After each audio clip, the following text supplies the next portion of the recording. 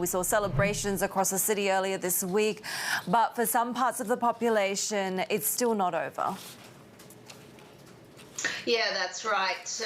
I mean, it's not widely known that some 10% of the Shanghai population, so around 2.25 million people, still are under very intense movement restrictions, are confined in lockdown-style conditions to their homes because typically there's been a COVID case in their apartment block or even in their neighbourhood.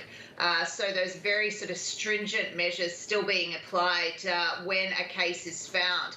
I mean, and that is interesting because today we have seen 7 cases reported outside of government-mandated quarantine in Shanghai.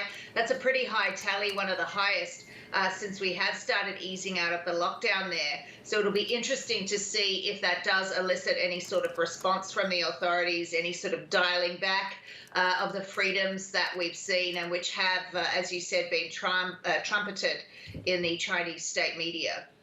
And Emma, of course, Singapore, one of those economies that has opened up significantly since the COVID lockdowns, but they're now expecting another wave this summer of infections. What's this about? Yeah, I mean, you know, you're seeing COVID here to stay now. And so you're seeing it wax and wane in that sort of quite typical wave-like pattern that it has been doing since this pandemic first emerged. What is different is the way different countries are responding to it.